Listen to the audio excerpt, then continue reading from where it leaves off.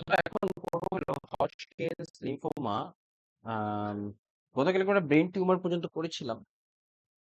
তো Hodgkin's lymphoma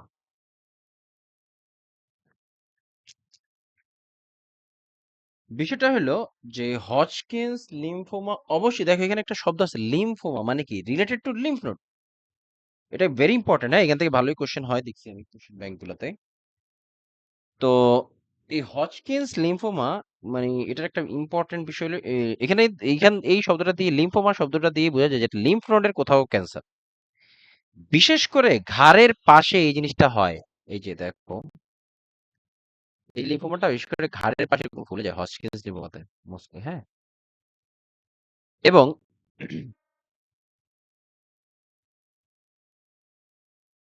এই Hodgkin's লিম্ফোমায় প্রধান যে বৈশিষ্ট্য, এটা একটু যাওয়ার আগে একটু প্রাইমারি কিছু ধারণা দেই।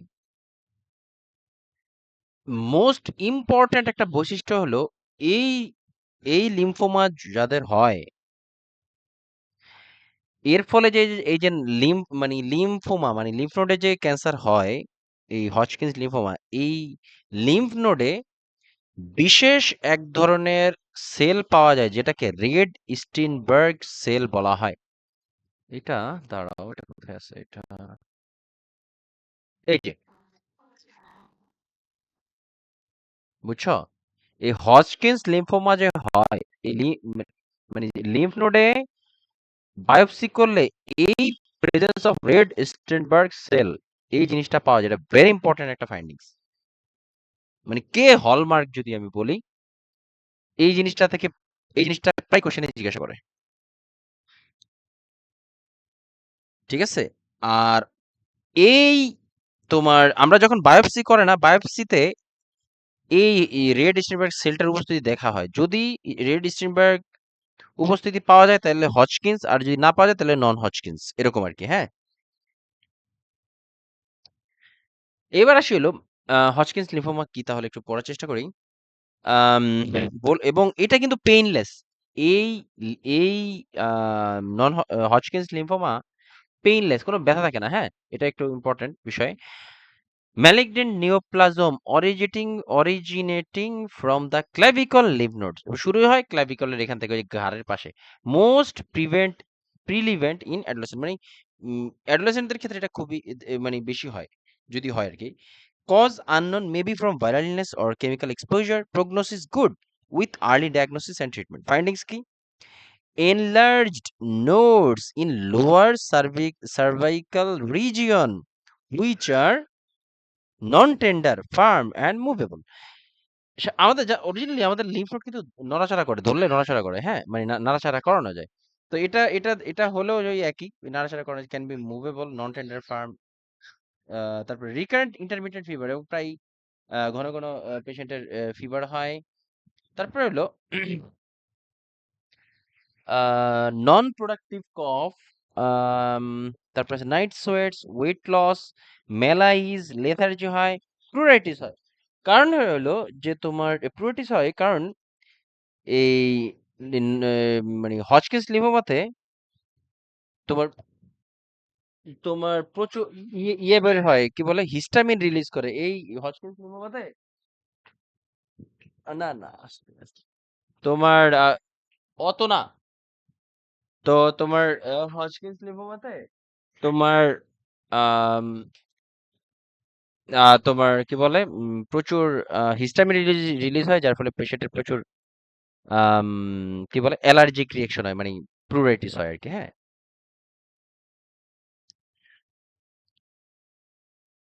তবে সবচেয়ে বেশি ইম্পর্টেন্ট ফাইন্ডিংস হলো যে তোমার প্রেজেন্স অফ রেড টেন্ডারবার্গ সেলস, এটা very important। এবং এটা প্রায়ই আসে কোশ্চেনে। দেখো এখানে নাইট সোয়েটস বলা আছে না, এই যে lethargy, malaise, night sweats, very few ডিজিজে নাইট সোয়েটস হয়। প্রথমে আসি হলো টিবি, টিবিতে নাইট সোয়েট হয়। আচ্ছা, আম, কোথায় জানি পড়েছিলাম যে মানে ইয়েতে রাত্রে বেলায় বা কেন নাইট সোয়েট হয়, মানে নাইট সোয়েট মানে টেম্পারেচারটা বাড়ে, বা অনেক ডিজিজ আছে দেখবা যে রাত্রে বেলা জ্বর আসে, তারপরে দেখবা যে তোমার এই যে নাইট সোয়েট হয়। পাইসানো মনে আছে এটা? বলেছিলাম যে আচ্ছা, বলবো নি আজকে, এটা এই রিলেটেড না বিষয়টা। একটা লিস্ট দিছিলেন, ওটা ছিল। হ্যাঁ, কোথায়? ওটা দিছিলেন একটা লিস্ট ভাইয়া, নাইট সুইটস এর। হ্যাঁ, আচ্ছা, আচ্ছা। হ্যাঁ, night sweats common with TB, তারপরে এইডস, হজকিন্স লিম্ফোমা, ইমপাইমা, সার্কোইডোসিস, এই ডিজিজগুলোতে নাইট সোয়েটস প্রায়, মানে নাইট সোয়েটসটা খুবই কমন। হ্যাঁ, এটাও কোশ্চেন থেকে আসতে দেখছি আমি। রেড টেন্ডারবার্গ সেলস এই যে রেড টেন্ডারবার্গ সেলস বলতে আসলে বড় আরবিসি দেখায়, বুঝছো? আরবিসি বড় হয়ে যায়। ঠিক আছে? নাইট সোয়েটটা হচ্ছে যে রেস্ট টাইমে ইনফ্লামেশন, টেম্পারেচারটা বাড়ে, এরকম হ্যাঁ, বলছে। রাইট। External side effect. হ্যাঁ। তবে আসলে ডায়াগনোসিস, লিম্ফ নোড বায়োপসিতে আমরা বুঝি। তারপরে presence of Reed Sternberg cells, large malignant multinucleated cells in the affected lymph nodes, এটাই পাওয়া যায়। Lymphangiogram, CT scan, PET scan for identifying any metastasis or cancer staging. Management কি depends on the stage, first stage, second, third নাকি? If it is localized only radiation is okay, if metastasized chemotherapy and radiation. আমরা কিন্তু গতকালকে এর আগের দিন করেছিলাম যে তোমার আম, এক পেশেন্টের কেমো, মানে একদম কমপ্লিট রিমুভাল করে ফেলা হয়েছে, তারপরেও কয়েক মাস টানা রেডিয়েশন বা কেমো দিয়ে দেওয়া হয়, মানে চালিয়ে যাওয়া হয়, যাতে করে ক্যান্সারের কোথাও কোনো একটা সেলও যদি থাকে সেটাও যেন ডিস্ট্রয় হয়ে যায়, যাতে করে এক্সারসারবেশন না হয়।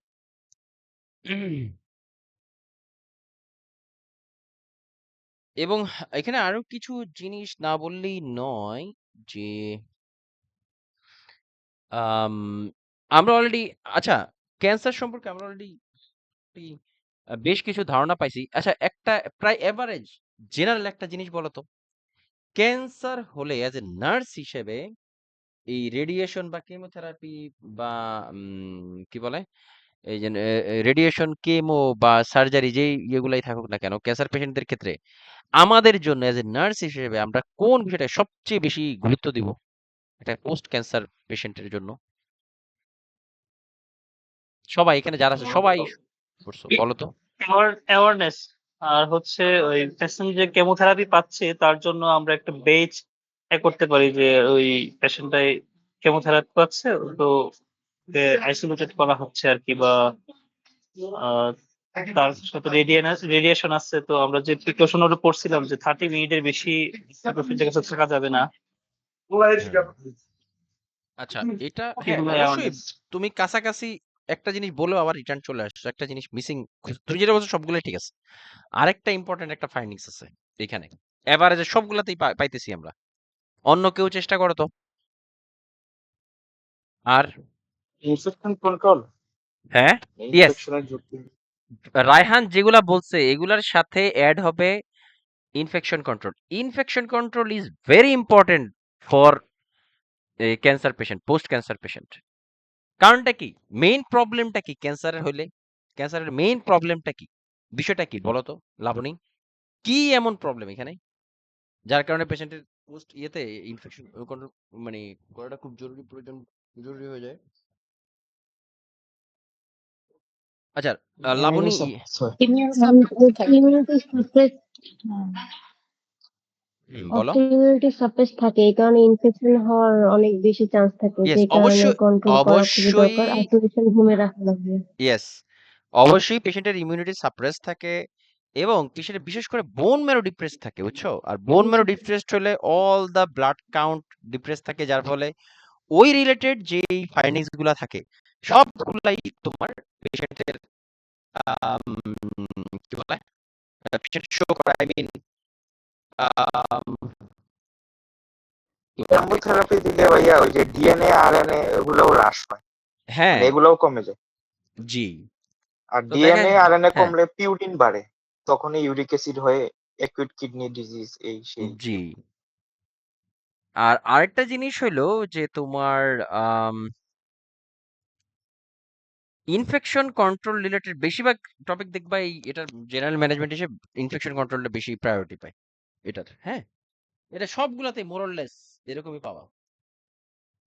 এবার আসি হলো তবে হজ। সব সার্জারিতে এরকম সেম। হ্যাঁ, অবশ্যই। এবার আসি হলো হজকিন্স লিম্ফোমা।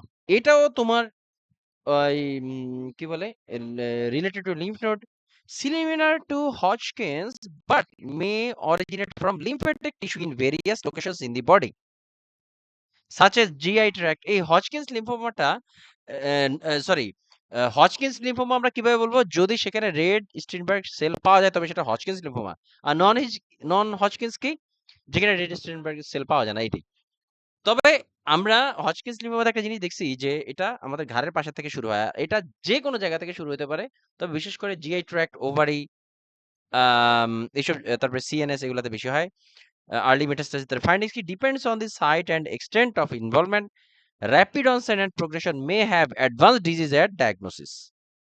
মানে তোমার ডায়াগনোসিস করতে করতে অলরেডি অ্যাডভান্স স্টেজে চলে যায় এই হজকিন্স লিম্ফোমা গুলা। ম্যানেজমেন্ট কি কেমোথেরাপি, রেডিয়েশন, ওই জানি surgery of the clinical staging and diagnosis. দেখি কোথাও আছে কিনা। এই লিম্ফোনোগ্রাম ওই আমাদের ইয়ের মতন একটা রেডিও অ্যাক্টিভ আয়োডিন মতো একটা পেট স্ক্যান তো আমরা জানি জটিল ইয়ে Hodgkin's lymphoma, non Hodgkin's lymphoma, এই যে। এবার আমরা এই যে শুরুতে তোমার বিনাইন এবং মেটাস্টাসিস পড়ার সময় একটা বলেছিলাম, একমাত্র মেটাস্ট্যাটিক ক্যান্সার যেটা ক্যাপসুলেটেড সেটা হলো উইলমস টিউমার বা নেফ্রোব্লাস্টোমা। কিসের ক্যান্সার হয়? নেফ্রোব্লাস্টোমা কিডনিতে, এই যে এটা এটা হলো হয়, এটা কিডনিতে উইলমস টিউমার বলা হয়। হ্যাঁ, it is a large encapsulated malignant tumor that developed from renal parenchyma। Encapsulate মানে কি, মানে এখানে ক্যাপসুল দিয়ে আবৃত থাকে। আর এই এনক্যাপসুলেটেড থাকার কারণে এই নেফ্রোব্লাস্টোমা হলে এটাকে রিমুভ করা তুলনামূলক ইজি অন্যান্য ম্যালিগন্যান্ট নিউপ্লাজম থেকেও। হ্যাঁ, ক্যাপসুলেট থাকে এই কারণে। Frequently affect left kidney, usually unilateral হয়। Peak age 1 to 3 years, good prognosis if there are no metastasis। শেষ হয়। ফাইন্ডিংস কি, usually noticed by mother while giving care to the child।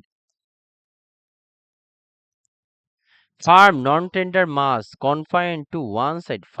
Firm non tender শক্ত হয় না আর কি, mass confined to one side, এক সাইডে থাকে। Hypertension and possible haematuria, hypertension পেশেন্টের বাচ্চার হাইপারটেনশন থাকে এবং কি বলে পসিবল হেমাচুরিয়া। দেখো বয়স হলো 1 থেকে 3 বছরের ভিতরে এইটার প্রবণতা সবচেয়ে বেশি। এই বয়সে বাচ্চাদের হাইপারটেনশন ইটস নট নরমাল। এই জন্য এই জিনিসগুলো খুবই ইম্পর্টেন্ট ফাইন্ডিংস। হ্যাঁ, স্টেশন দিয়ে রাখতে পারো অথবা লিখে রাখতে পারো কোথাও। আরেকটা জিনিস হলো আম, এই রেনিন, আমাদের কিডনি থেকে কিন্তু রেনিন সিক্রেশন হয়। হ্যাঁ, আমরা জানি এটা যে রাস মেকানিজমের ক্ষেত্রে। তো রেনিন যেহেতু প্রবলেম হয় তার মানে হাইপারটেনশন হবেই।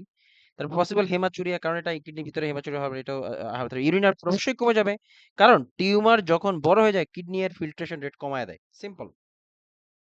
তারপর অ্যাবডোমিনাল পেইন বা constipation, weight loss and fever, anaemia etcetera.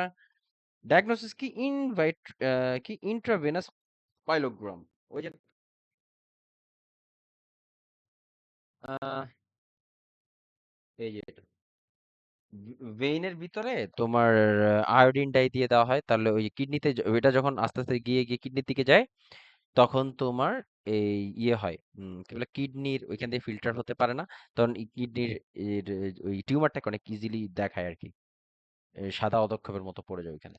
এই যে নেফ্রোপ্লাস্টমা বলতে লিখতে ভুল হচ্ছে, এটা নেফ্রোপ্লাস্টমা। হ্যাঁ,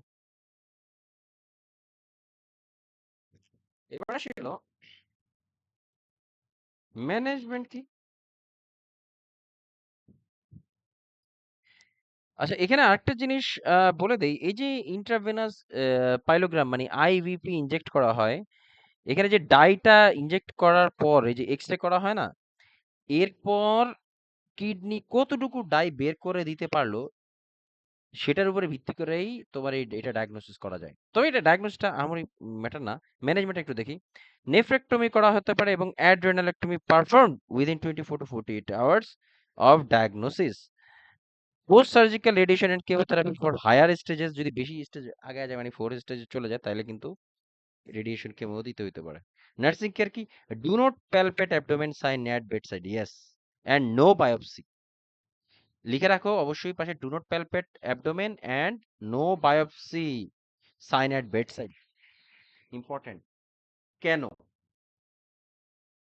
দেখো, নো প্যালপে, আচ্ছা এটা পরে বলছি কেন এরকম বলা হয়েছে।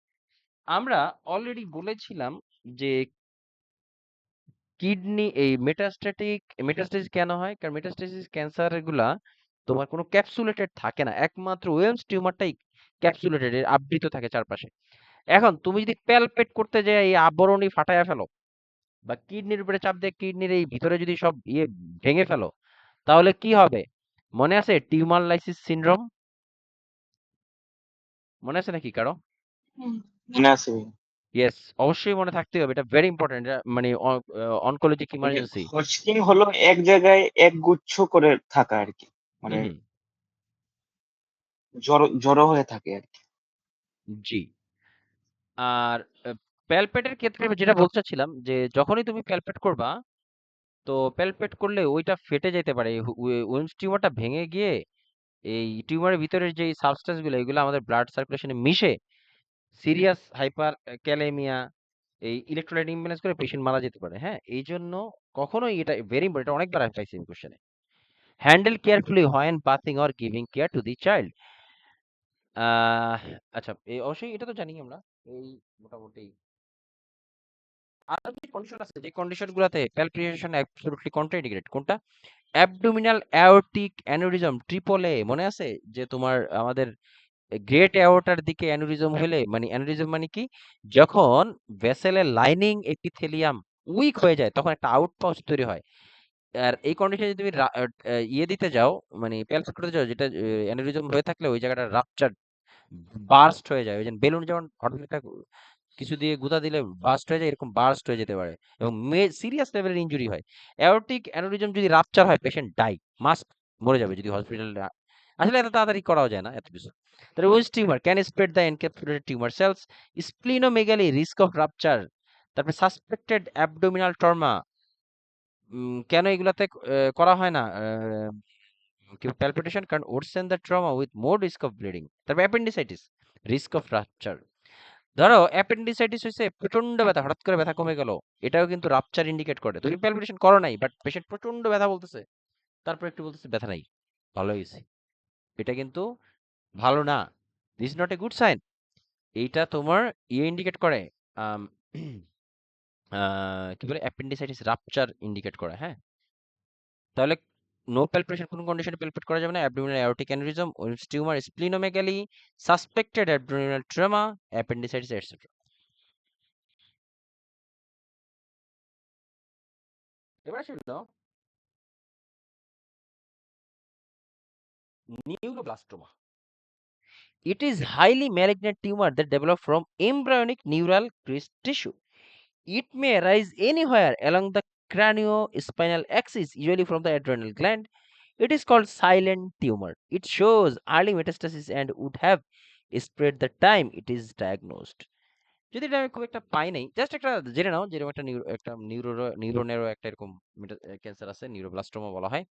ফাইন্ডিংস কি depends on the site of origin. If in abdomen, it may resemble Wilms tumor, but unlike Wilms tumor, the mass may cross the midline. আচ্ছা, এইখানে একটু হালকা করে একটু বলি, Wilms tumor এবং নিউরোব্লাস্টোমা অনেকটা কাছাকাছি মনে হয়। দেখো, যদিও এই ছবিটা তোমার নিউরোব্লাস্টোমা দেওয়া, এটাও তোমার মূলত আম, ইয়েটা বেশি মানে কি বলে, উইলস টিউমারটা বেশি এই ছবিটা। একটা ছবি দিয়ে দুইটা জিনিস বুঝাইছে। দেখো কি বলছে, এটা হলো মিড লাইন, দেখো এটা হলো মিড লাইন, এটা মানে এই বরাবরটা হলো নাভিক বরাবর মিড লাইন। উইলস টিউমার হলে কি হবে, এই মিড লাইনটাকে ক্রস করবে না, ভালো করে বুঝো। উইন্স টিউমার হলে এই মিড লাইনটাকে মানে এই ফুলে এই পাশে আসবে না, কিন্তু নিউরোপ্লাস্টোমা হলে এই মিড লাইনটাকে ক্রস করে চলে যাবে, এটাই বলছে এখানে।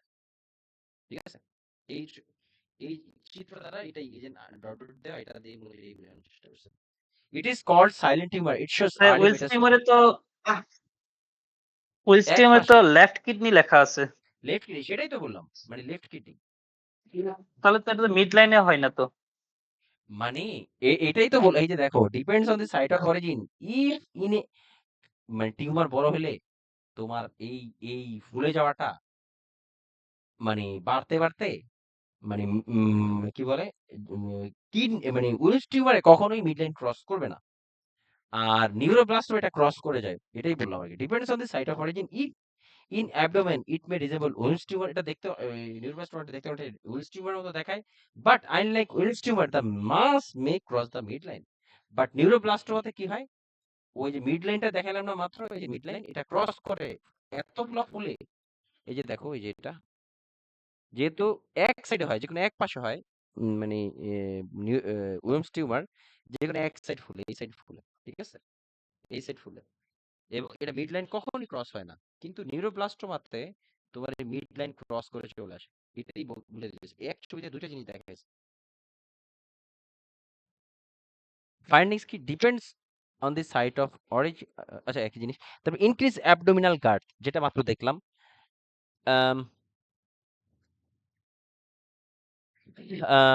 ইনক্রিজ অ্যাবডোমিনাল গার্ড, আর এই জন্য এই যে পেটের সাইজটা অনেক বড় হয়ে যায় না,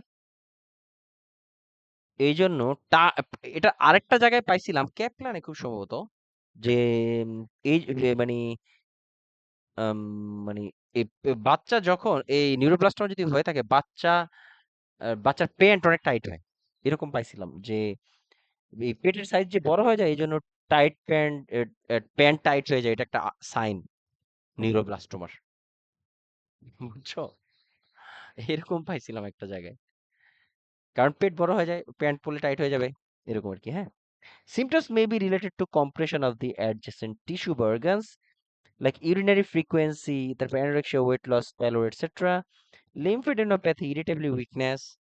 Signs of metastasis depending on the involvement periorbital edema, ecchymosis, exophthalmos, মানে চোখ একদম মনে হয় বের হয়ে আসবে। আচ্ছা, এই এক্সোপথ্যালমোস আরেকটা কন্ডিশনে হয় এন্ডোক্রাইনোলজির, তোমার সেটাকে বলা হয় আম, কি জানি বলে, নাভিস ডিজিজ না গ্রেভস ডিজিজ, হ্যাঁ, হাইপারথাইরয়েডিজম আর কি। হাইপারথাইরয়েডিজমের কোর্স কন্ডিশন হলো এক্সোপথ্যালমোস, আর এক্সোপথ্যালমোস যদি হয় তাহলে পেশেন্ট এটা কখনোই ভালো হয় না, ঠিক আছে, পেশেন্টের চোখ বেরই হয়ে থাকবে মনে হয়। আসছে কিনা দেখি তারাও। Neuroblastoma,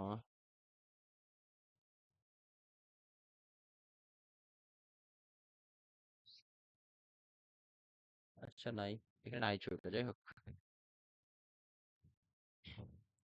Diagnostic X-ray, intravenous pyelogram, bone marrow aspiration, CBC like pancytopenia হয়ে যাবে, আমরা জানি অলরেডি bone marrow depression হয়। Catecholamine excretion study shows increased VMA levels. Yes. কারণটা কি, যে ভিনাইল মেন্ডেলিক অ্যাসিড লেভেল বেড়ে যাবে, এবং এই নিউরোব্লাস্টোমাতে এই ভিএমএটা আসে কোত্থেকে, ওই যে ভিএমএটা হলো যে breakdown end end product of catecholamine, ঠিক আছে। আর এই যে এখানে আছে মনে হয়,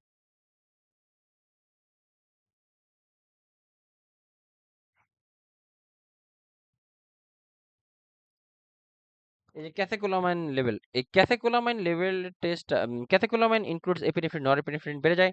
ভিএমএ is the end product of catecholamine breakdown indicated for pheochromocytoma or neuroblastoma. Yes, যদি ভিএমএ লেভেল কখনো বেড়ে যায়, তবে আমরা অলরেডি জানি যে ফিওক্রোমোসাইটোমা মানে এক্সেস রিলিজ অফ এপিনেফ্রিন বা নরএপিনেফ্রিন ফ্রম দ্য কি বলে এটাকে, আম,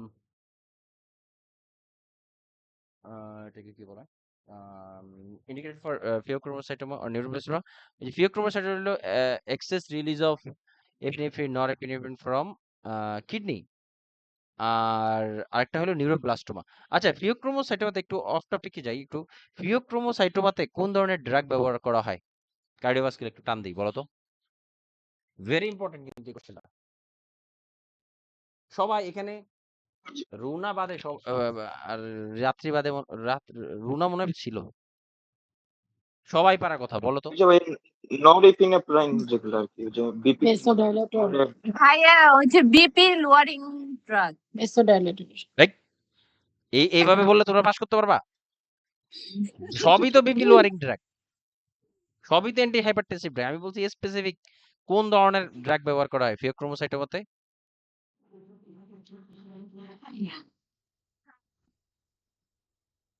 ড্রাগের নাম বলবো? হ্যাঁ, না আমি তো শুনতে চাইতেছি। নাইট্রোপ্রোসাইড। হ্যাঁ, sodium I know, I'm not. Nitroprusside, hydralazine, এগুলা ব্যবহার করে ডিরেক্ট ভ্যাসোডাইলেটর। ভেরি ইম্পর্টেন্ট কিন্তু এই ভাইয়া যেটা বললাম। ফ্যান্টোলামিনও কি পড়ে? জি, ফ্যান্টোলামিন। ফ্যান্টোলামিনও ব্যবহার করা হয়। ও, এই যে ক্যান ইয়ে করলা লেট হলো, এগুলো এগুলো তো একদম মুখের আগায় থাকতে হবে, এগুলো ভেরি ইম্পর্টেন্ট। এইগুলো ছাড়া কখনোই কোশ্চেন হয় না। আর এই ক্যাথেকোলামিন লেভেল নিউরোপ্লাস্ট হতে পারে, এটাও জেনে নিলাম। হ্যাঁ, ক্যাথেকোলামিন লেভেল চেক করা হয় আর কি। ক্যাথেকোলামিন লেভেল চেক করা হয় ফর ফিওক্রোমোসাইটোমা এবং নিউরোব্লাস্টোমা। আর ম্যানেজমেন্টের রেডিয়েশন কেমোথেরাপি এগুলো অলরেডি পড়ছি। এবার ছিল বোন টিউমার। দুইটা আছে, একটা হলো অস্টিওজেনিক সার্কোমা আর একটা হলো ইয়ংস সার্কোমা। দুইটাই হাইলি মেটাস্টাসিসড, মানে মানে অনেক বেশি ছড়ায় যায়। তবে আহ ইয়ংস যেটা, এটা বেশি বাজে হয় আর কি। হ্যাঁ,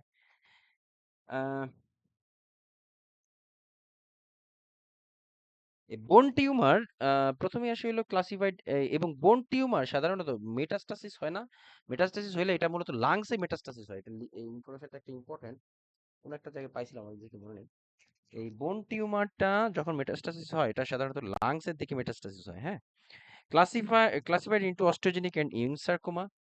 অস্টিওজেনিক সার্কোমা মানে অস্টিওজেনিক সার্কোমা, এই শব্দটা মূলত র্যাপিডলি স্প্রেড বোঝায়। দেখবা কোথাও ওমা পাবা, কখনো সার্কোমা পাবা, এরকম। হ্যাঁ, সার্কোমা মানেটা হলো র্যাপিডলি স্প্রেড, খুবই দ্রুত ছড়ায়। It arises from the bone cells and characterized by formation of the immature bone, frequently affect the end of the long bones, particularly distal end of femur and proximal end of tibia. সাধারণত এই অস্টিওজেনিক সার্কোমাতে, এই যে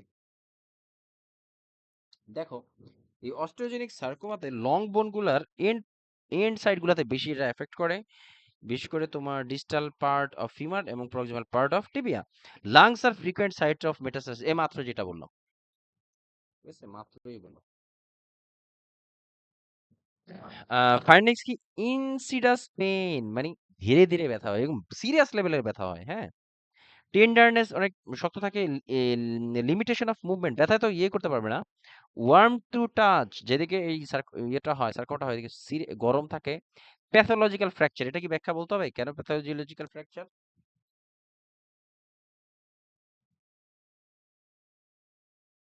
বুঝছো কেন pathological fracture? হ্যাঁ, চুপ করে থাকলে ভাববো যে সবাই উৎস।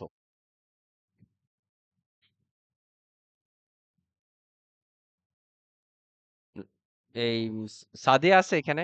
আচ্ছা, রাত্রি, রাত্রি নাই? ভাইয়া আছি। কেন এই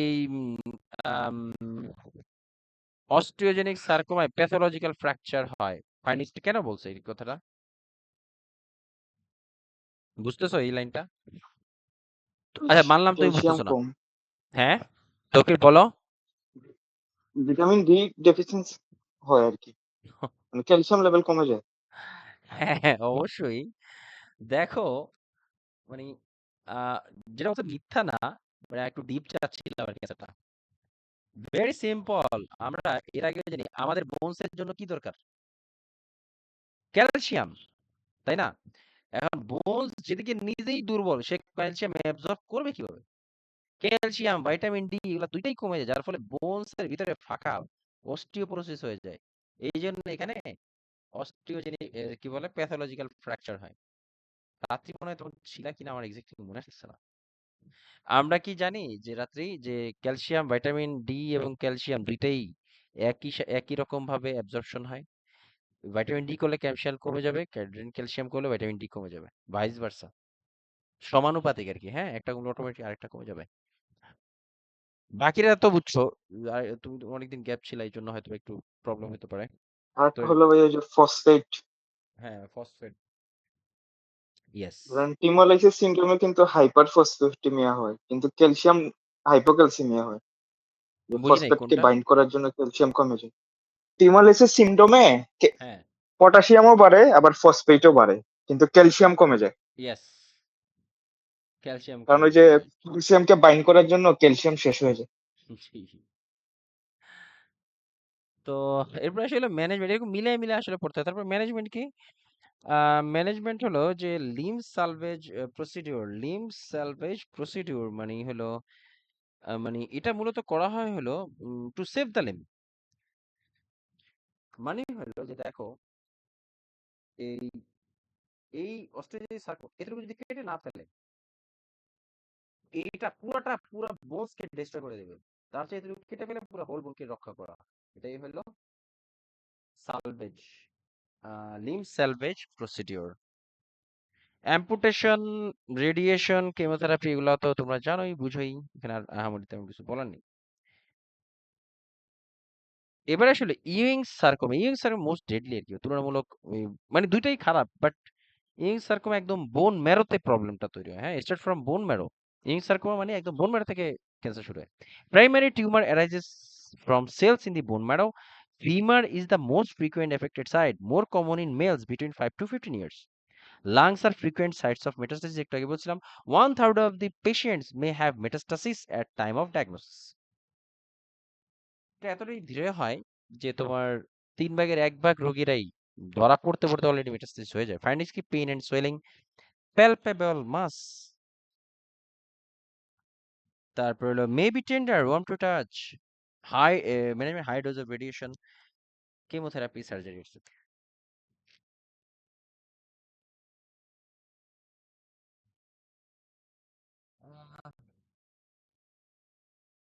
এবার আসলে testicular cancer.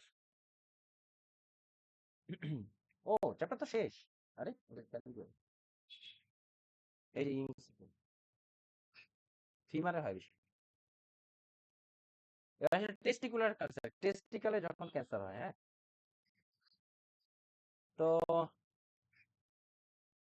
arises from the germinal germinal epithelium or non-germinal cells. Germinal epithelium বলতে যেই সেলগুলা টেস্টিকেলের ভিতরে যে সেলগুলা স্পার্ম তৈরি করে, ঠিক আছে?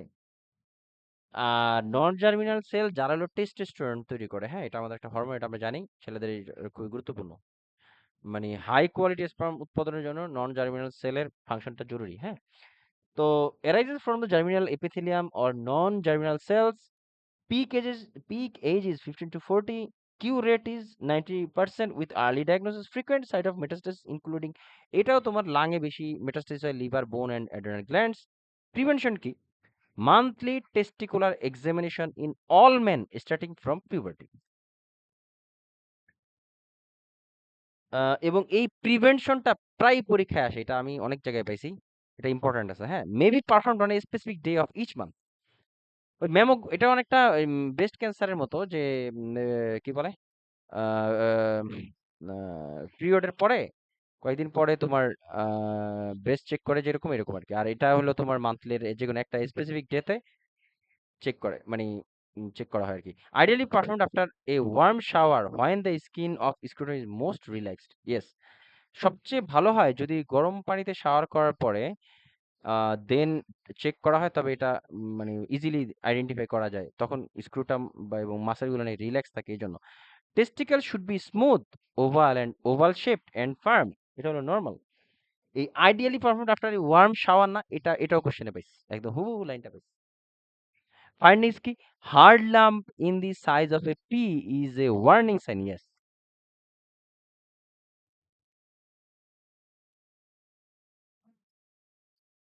দাঁড়াও দেখাইতেছি। এই যে দেখো এটা এটা বলছে hard lump in the size of a pea is a warning sign. Pea হলো ওই যে বাদামের মতো আর কি, হ্যাঁ। এরকম যদি কোনো কিছু ধরা ইয়ে করা হয় যায়, বোঝা যায়, তাহলে কিন্তু একটা ওয়ার্নিং সাইন।